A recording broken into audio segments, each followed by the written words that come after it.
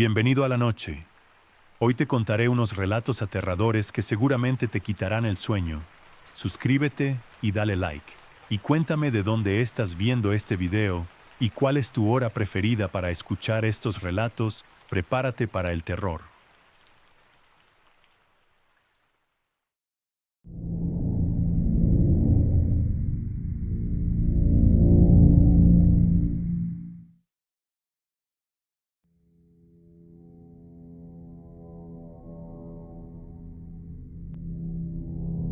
Nunca pensé que un trabajo de vigilancia nocturna pudiera arrastrarme al borde de la locura.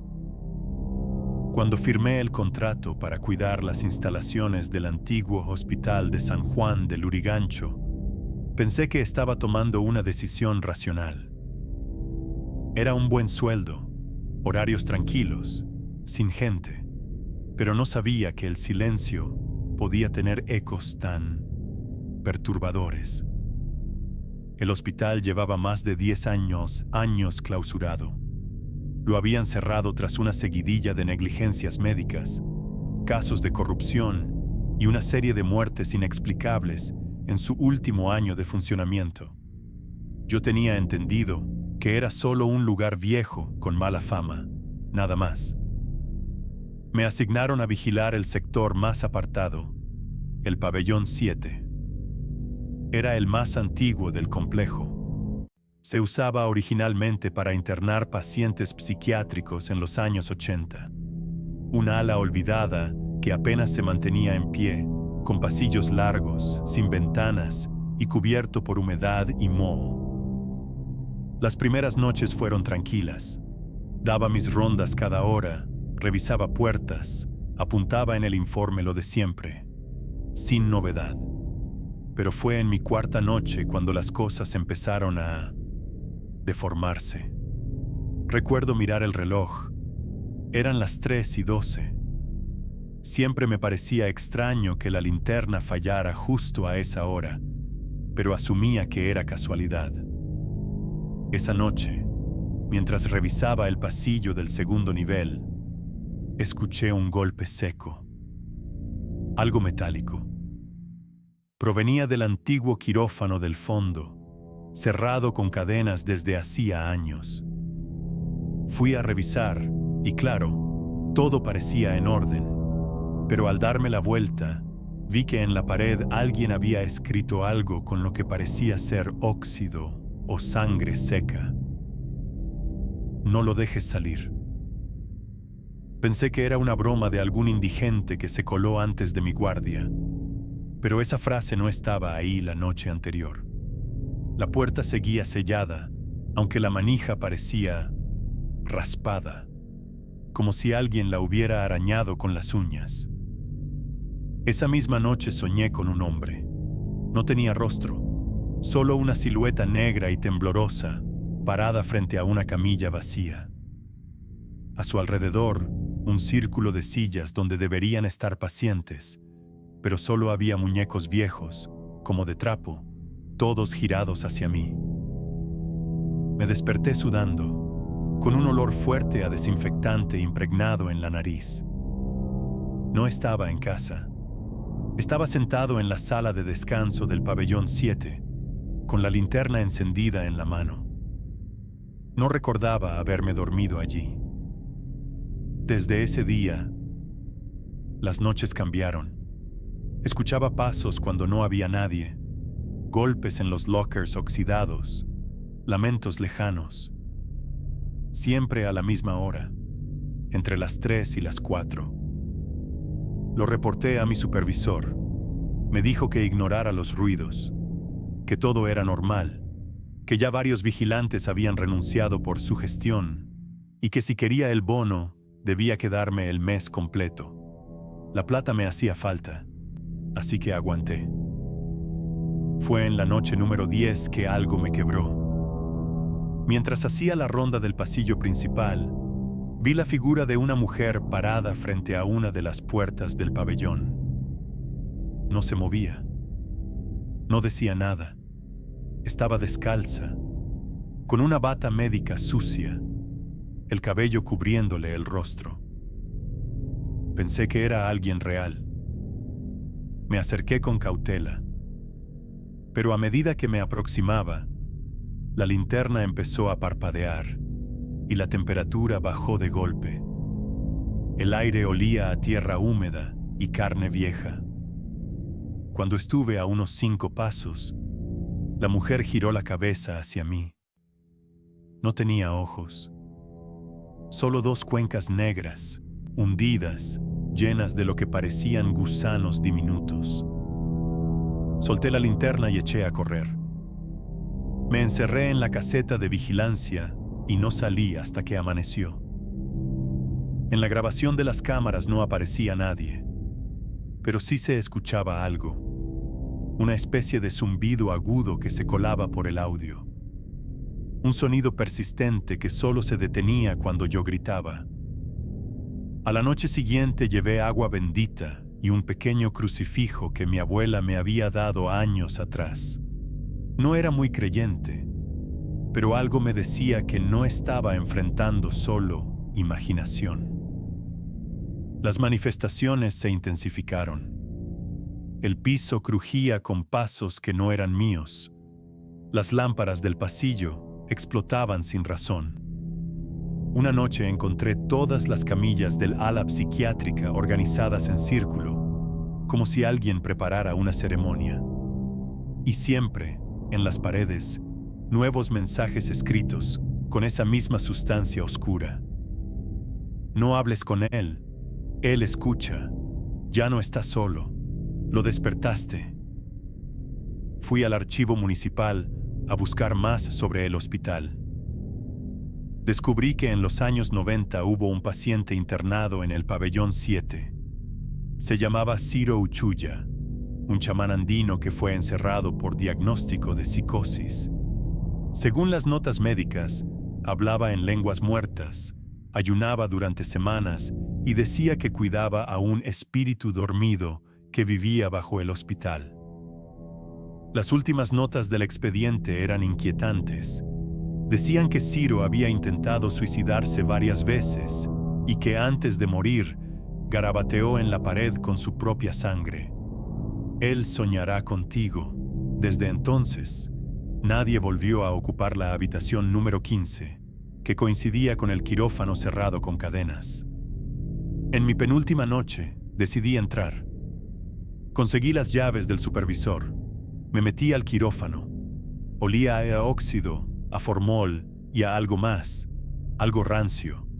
Las paredes estaban cubiertas de inscripciones circulares, símbolos tallados en la pintura con algo afilado. En el centro, una camilla cubierta con una sábana negra. Me acerqué. La sábana se movía. No sé qué esperaba encontrar debajo. Tal vez un animal. Tal vez solo mi locura. Pero cuando la levanté, no había nada. Solo marcas de manos pequeñas, como de niño, y una mancha negra que palpitaba como si estuviera viva. Ese fue el punto de quiebre. No volví la última noche. Renuncié. Devolví la placa. Y me fui. Pero no me liberé.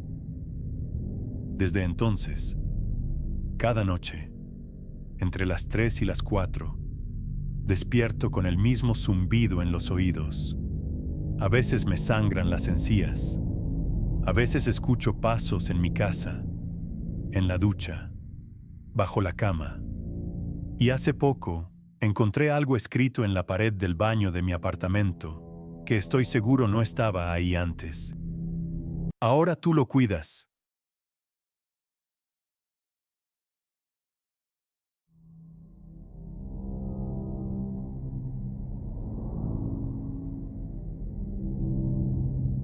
Yo siempre he dicho que los lugares más peligrosos no son los que tienen mucha gente, sino los que están completamente vacíos. Trabajé en una estación de servicio durante un poco más de un mes, hace ya 3 años. Está ubicada en medio del desierto de Sonora, en el kilómetro 179 de la Ruta Federal 15, en México. Un punto perdido entre la nada y el olvido. A su alrededor, solo había arena chumberas secas y el eco lejano del viento que parecía arrastrar voces. Dicen que el desierto tiene memoria, y si eso es cierto, este lugar estaba maldito por lo que recordaba. Mi turno era el nocturno, de 8 de la noche a 6 de la mañana. Me contrataron sin entrevista, solo presenté mi identificación y firmé un contrato. El supervisor apenas me miró a los ojos. Me dio las llaves, una carpeta con instrucciones y dijo: no preguntes, no te salgas del área de la tienda y jamás, bajo ninguna circunstancia, toques la bomba número 3. Al principio creí que era una manera extraña de intimidar al nuevo, una superstición tonta, o que la bomba simplemente estaba dañada.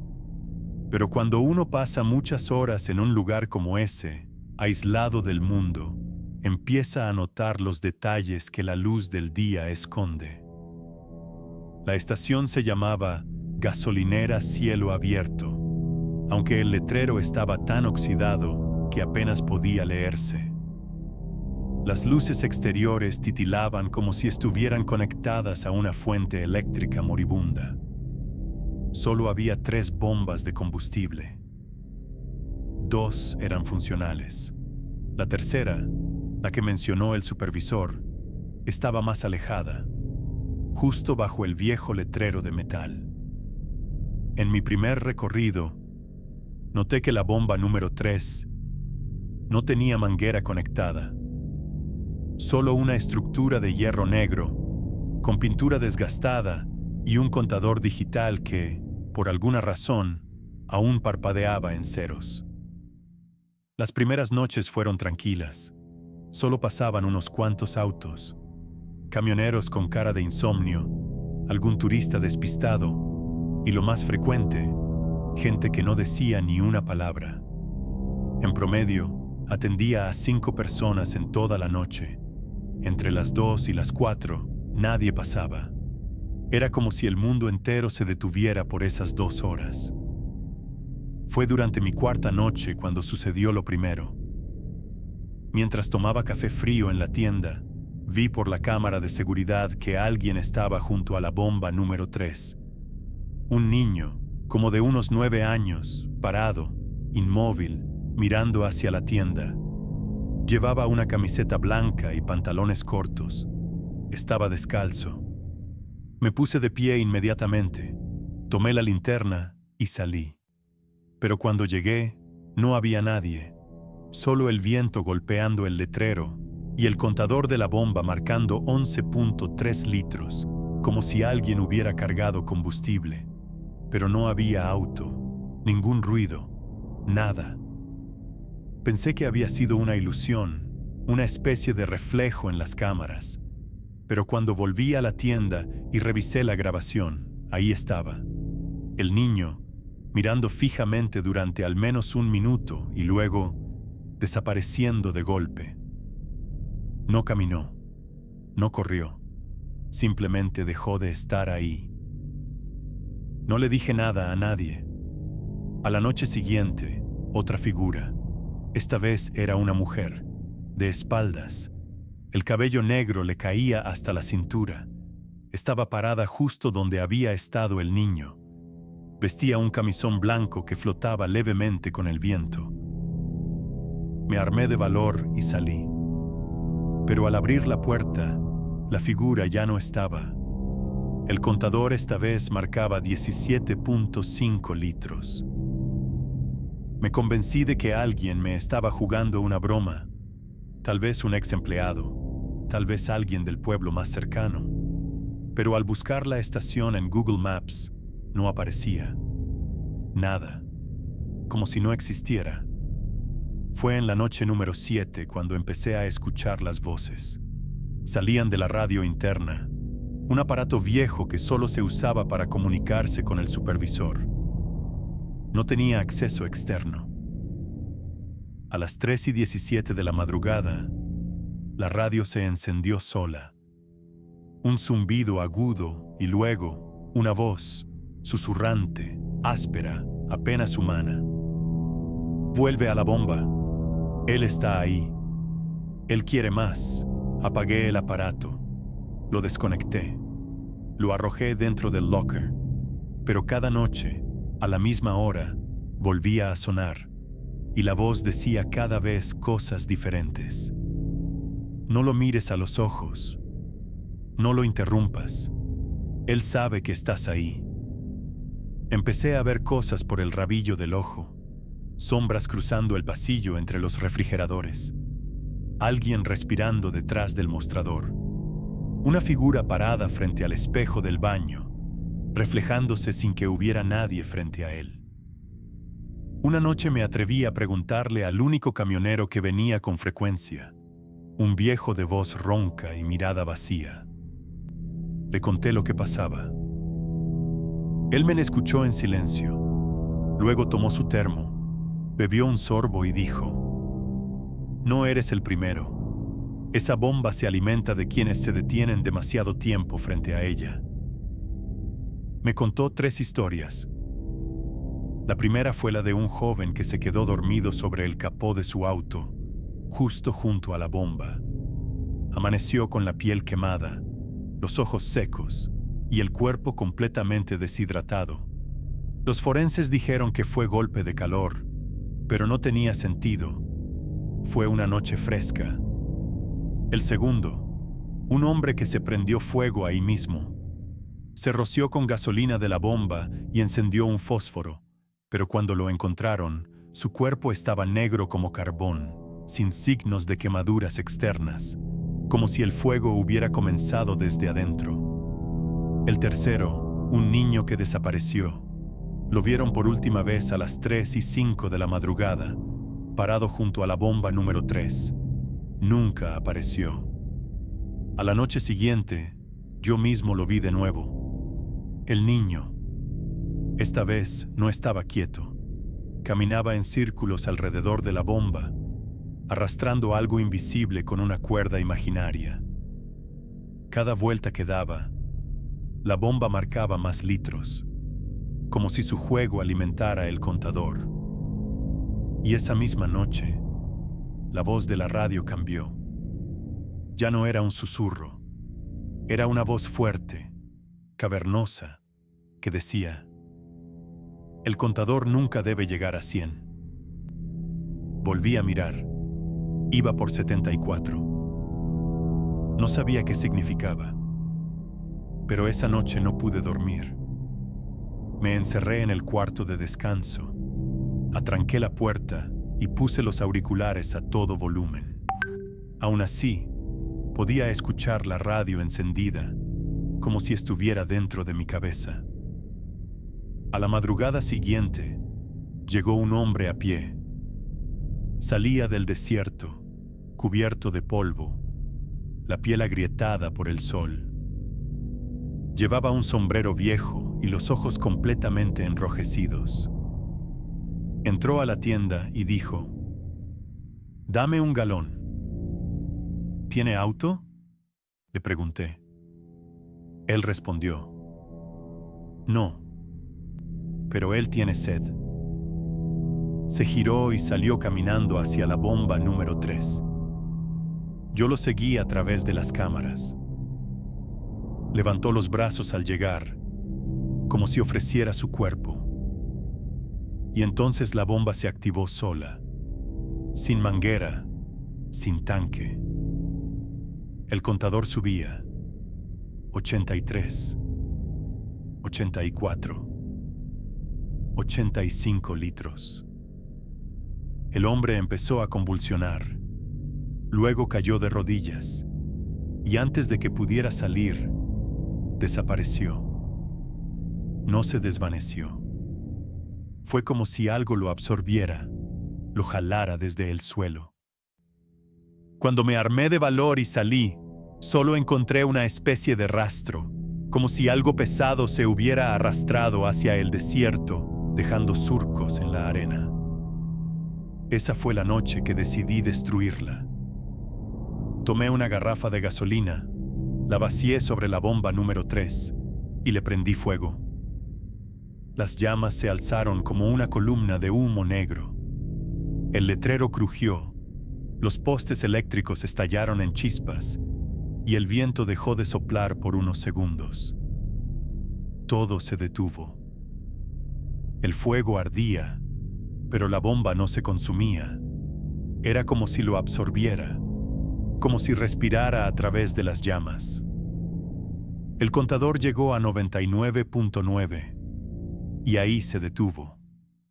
A la mañana siguiente, el supervisor me llamó. No me pidió explicaciones, solo dijo: no regreses.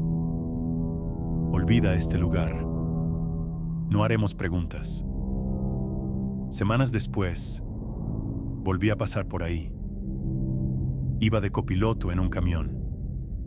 Era de día. El sol golpeaba con fuerza. Pero al mirar hacia el kilómetro 179, la estación seguía allí.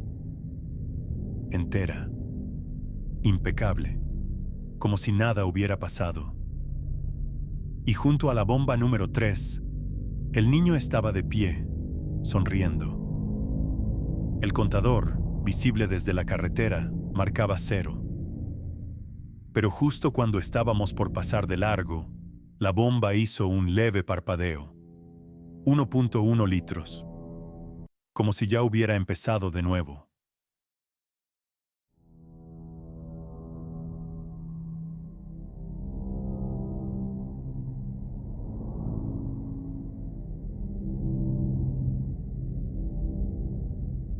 Me contrataron como recepcionista nocturno en el Hotel Altomonte, un complejo antiguo ubicado entre las montañas de los Andes colombianos, a poco más de 2 horas de Manizales.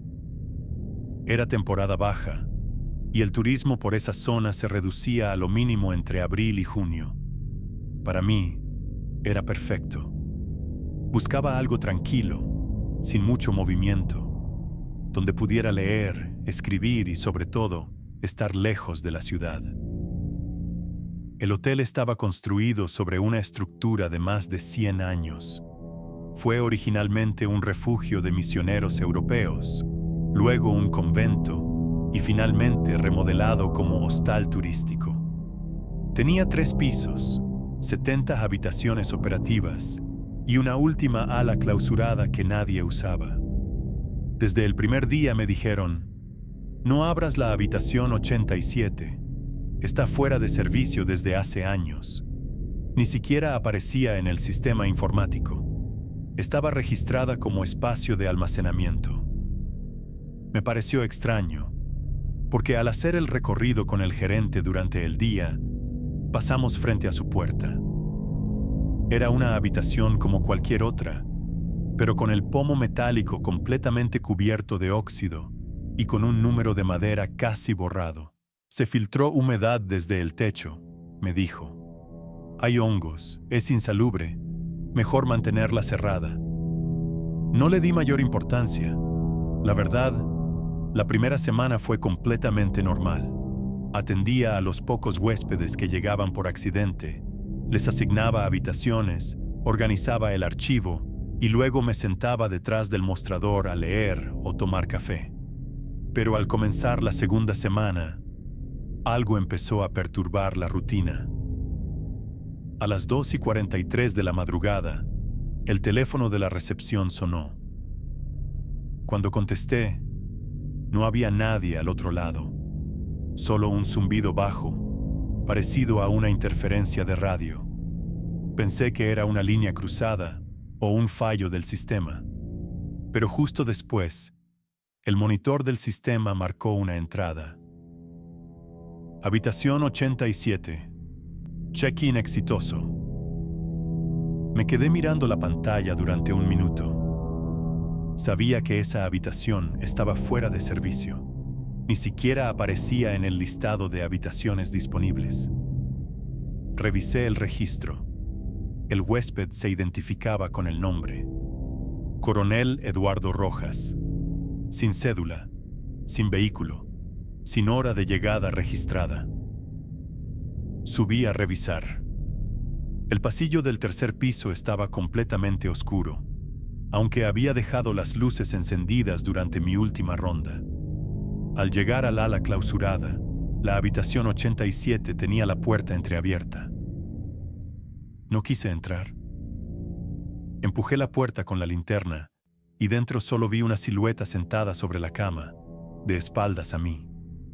Parecía una persona mayor, por la forma encorvada y la calvicie evidente. Llevaba un saco oscuro y tenía las manos sobre las rodillas. Se escuchaba una especie de susurro, como si murmurara algo ininteligible. No reaccionaba a mi presencia. No se movía. Retrocedí. Volví a la recepción y revisé las cámaras, pero el tercer piso no tenía cobertura, solo las escaleras, y nadie había subido. Decidí no volver esa noche. Cerré sesión del sistema y traté de convencerme de que era un error informático. Tal vez alguien había manipulado el software.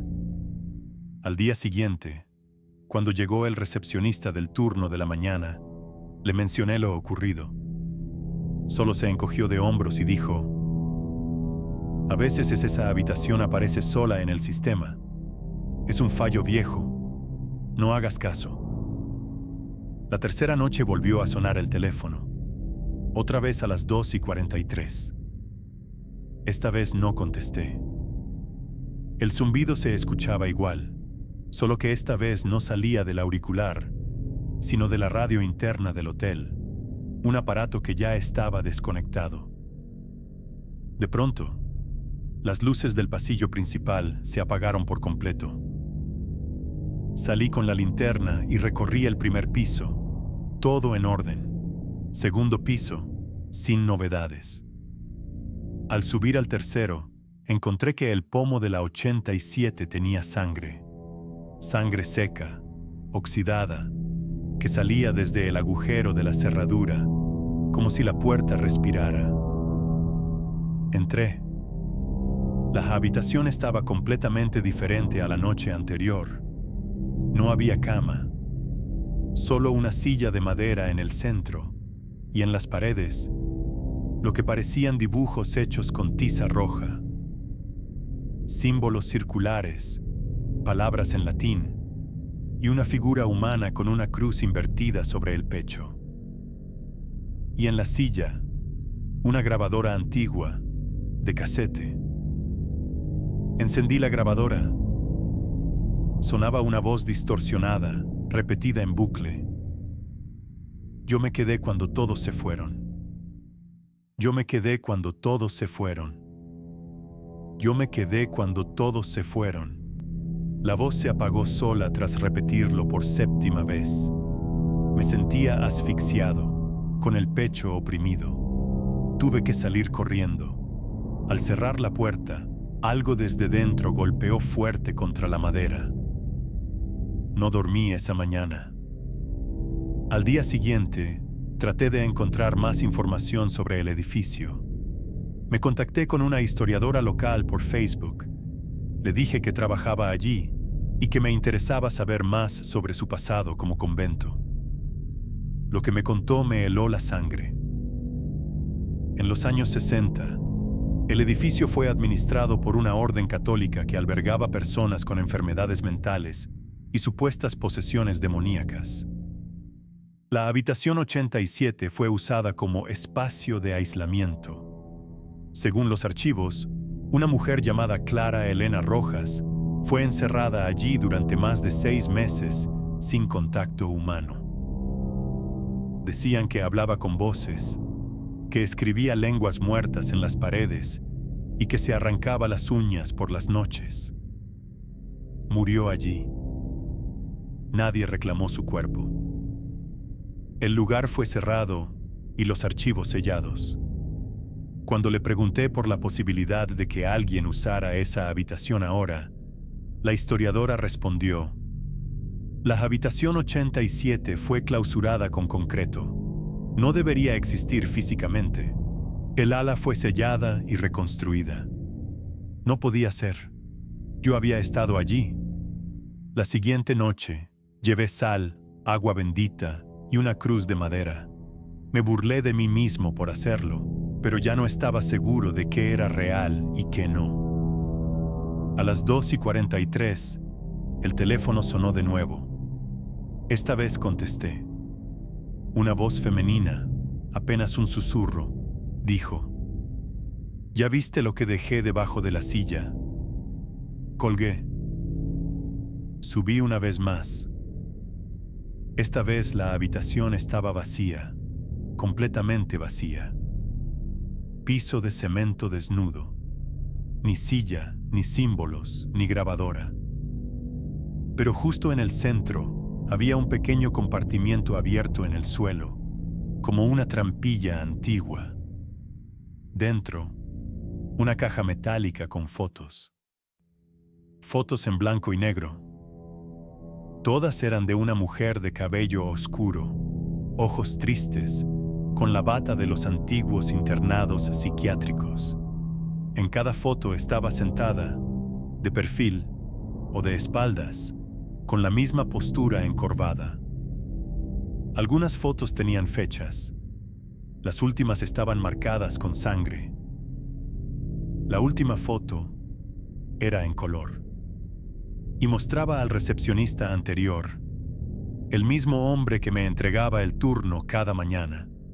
Estaba parado frente a la habitación 87, con la puerta entreabierta y una figura borrosa asomando desde la oscuridad. Dejé la caja, cerré la trampilla, corrí. Al llegar a la recepción, todo estaba apagado. Relojes detenidos, monitores con interferencia, y escrito en el monitor principal, en letras grandes, parpadeando: «Te quedaste». Quise huir, pero la puerta principal no se abría. Golpeé el cristal, grité. Nadie respondía. Miré hacia la cámara del tercer piso. Una figura descendía lentamente por las escaleras. No tenía rostro, solo una masa de cabello negro, ensangrentada, arrastrando una bata blanca mojada. Me encerré en el cuarto de suministros y esperé hasta que amaneció. A las 6 en punto, todo volvió a la normalidad. Las luces se encendieron. Las cámaras volvieron a funcionar. La puerta se abrió sola. Renuncié esa misma mañana. No pedí explicaciones. No esperé mi liquidación. 2 semanas después, volví al lugar. No como huésped. Solo pasaba cerca. El hotel ya no estaba. En su lugar había una montaña limpia, sin construcción alguna, ni ruinas, ni rastros, como si nunca hubiera existido. Pero cuando bajé del auto y caminé hacia el lugar exacto, encontré algo entre las rocas. Una chapa oxidada, con el número 87 grabado, apenas visible bajo la herrumbre.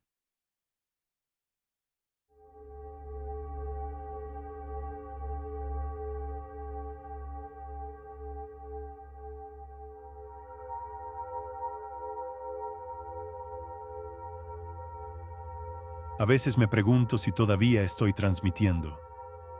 Si mi voz de alguna forma sigue viajando en ondas por las madrugadas, colándose en las casas solitarias de gente que no duerme. Gente que enciende la radio por costumbre, por nostalgia o por miedo a la noche. Y si en alguna de esas frecuencias olvidadas, mi voz sigue ahí, repitiendo lo mismo una y otra vez, como un eco que no supo cómo callar. Mi nombre es Christian Sáenz y fui locutor de madrugada en una emisora llamada Radio Altas Cumbres, una AM que operaba desde un viejo caserón de madera en un pueblo del sur de Chile, cerca de la frontera con Argentina. Un lugar llamado Río Blanco, casi escondido entre los cerros, con menos de 1000 habitantes y carreteras que se desvanecían bajo la neblina. Me ofrecieron el turno nocturno porque nadie más lo quería. El sueldo era bajo, pero yo estaba desesperado. Venía de Santiago, agotado por la ciudad y con la idea romántica de que la radio me devolvería algo de paz, Me pareció un buen trato. 6 horas de transmisión, desde la medianoche hasta las 6 de la mañana, sin visitas, sin cámaras, solo yo y mi voz en la penumbra. Al llegar, me sorprendió lo deteriorado del lugar. Las paredes de madera estaban cuarteadas por la humedad, las ventanas selladas con plástico. El estudio tenía una consola antigua de perillas manuales, 2 micrófonos grandes como puños y un sistema de automatización tan obsoleto que aún usaba disquetes para algunas funciones. La sala de control tenía un solo interruptor general. Encenderlo era como activar un corazón viejo y cansado. Todo se sacudía, las luces temblaban, los ventiladores emitían un zumbido constante, y desde los parlantes sonaba un pitido sutil, agudo, como si algo estuviera permanentemente mal calibrado. El primer mes fue tranquilo. Transmitía música suave, hablaba con voz pausada, leía noticias locales, cuentos cortos, poemas. Incluso inventé una sección llamada Cartas desde la niebla, en la que fingía leer mensajes de oyentes que, en realidad, nadie había enviado. Lo hacía para sentirme menos solo. Porque la verdad es que nadie llamaba, nadie escribía, nadie parecía escucharme. Hasta que una noche, cerca de las 3 de la mañana, el teléfono de la cabina sonó. Me sobresalté. Pensé que podía ser una emergencia.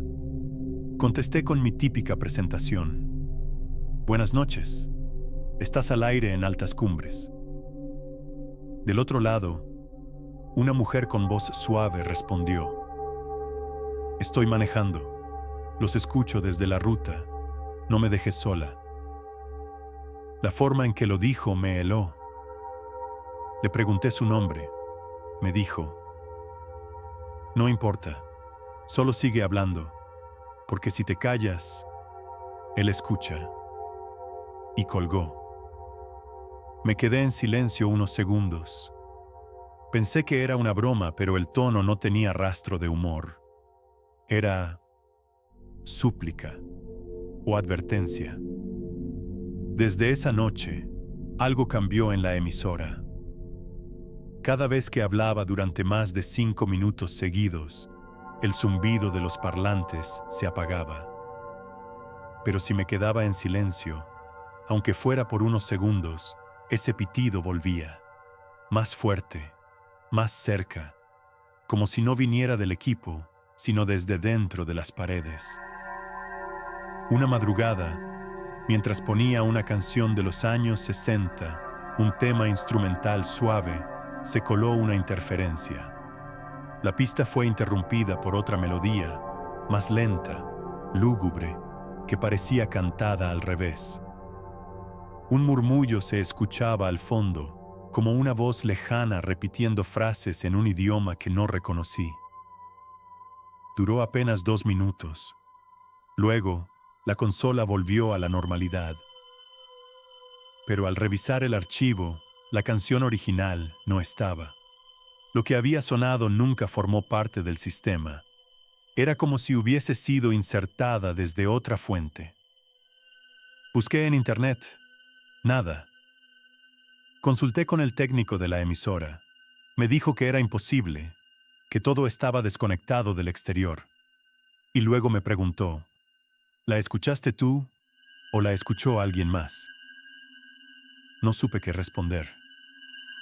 A partir de ahí, las llamadas se volvieron regulares. Siempre entre las 2 y las 3 de la mañana. Siempre del mismo número, sin identificación. A veces nadie hablaba. Solo se escuchaban respiraciones lentas, húmedas, como si alguien estuviera pegado al auricular, oliendo mi voz. Otras veces, voces de niños que reían o que lloraban. Una madrugada, la llamada duró más de 5 minutos. Una voz masculina, grave, habló sin pausa. No con palabras normales. Era como si recitara algo, una letanía. Al final dijo: no son voces lo que escuchas, son ecos, y los ecos también aprenden a imitar. Corté. Esa noche no pude dormir. Al día siguiente, fui a ver al dueño de la emisora, un hombre mayor, delgado, con la piel como papel arrugado y los ojos amarillos por la edad. Le pregunté si alguien más había tenido experiencias raras en ese turno. Me miró en silencio por un momento. Luego dijo: el primero fue Eduardo Varela. Años 80. Desapareció durante su turno. Nadie sabe qué pasó. Cuando lo fueron a buscar, la emisora estaba abierta, los equipos encendidos, pero él no estaba. Solo su voz, aún grabada en los casetes, repitiendo nombres, algunos que no se entendían, otros que sí. ¿Y luego? Pregunté. Luego nadie más duró. Casi todos se iban en una semana. Otros desaparecían antes.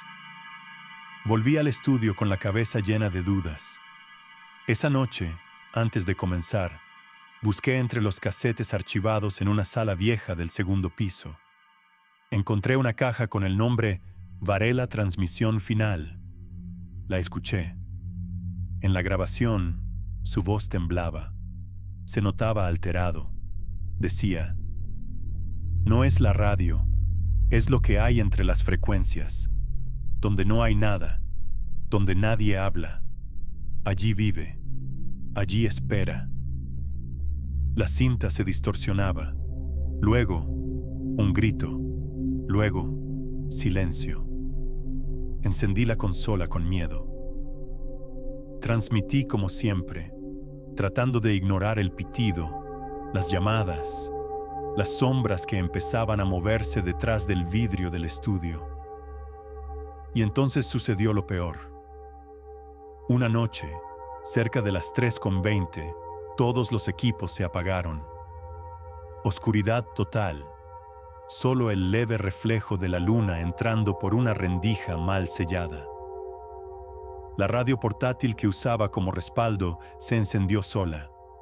En ella, una frecuencia nueva, 86.6.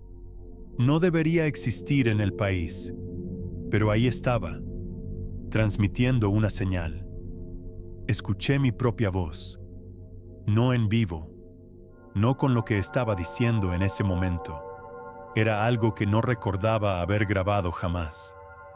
Estaba contando una historia, una leyenda sobre un locutor que no pudo dejar de hablar, que seguía transmitiendo incluso después de haber muerto, que su voz quedó atrapada entre dos frecuencias, como una mosca en ámbar. Y luego escuché algo más. Mi voz dijo: yo soy Christian Sáenz. Si estás oyendo esto, ya es demasiado tarde. La radio comenzó a emitir un zumbido insoportable, agudo, penetrante. Caí al suelo, cubriéndome los oídos. Y entonces lo vi.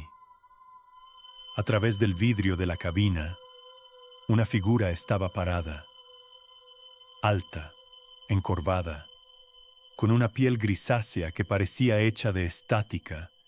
Tenía una boca enorme, pero sin labios, solo dientes. Y hablaba, pero su voz no salía por su garganta. Salía por los parlantes. Era mi voz. Él estaba usando mi voz. Salí corriendo. Dejé la puerta abierta. Crucé el pueblo a pie. No paré hasta llegar a la casa de una señora que me alquilaba una pieza. Esa fue la última noche que estuve en la emisora. Intenté volver días después con un amigo para recoger mis cosas, pero la radio ya no estaba. El lugar había sido demolido. En su lugar, solo había una caseta de concreto sellada con cadenas. Una señal oxidada decía: propiedad clausurada por motivos estructurales. A veces, Cuando conduzco de noche por carreteras del sur, enciendo el dial. Y hay momentos, entre frecuencia y frecuencia, donde mi voz aparece. No en una grabación, no en una entrevista vieja. Es mi voz hablando en presente, diciendo cosas que no recuerdo haber dicho. Y justo antes de que la señal se desvanezca, siempre escucho la misma frase. Bienvenido de nuevo, Christian. Ya es hora de volver al aire.